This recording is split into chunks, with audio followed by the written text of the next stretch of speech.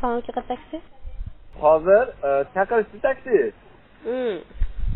Aka shunaqa menga deydi aroq olib kelib berishingiz kerak dedi.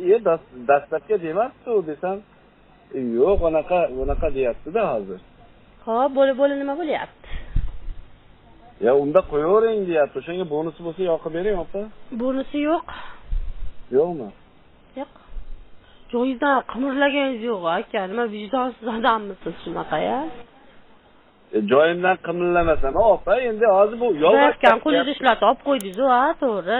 Juda katta ish qildingiz.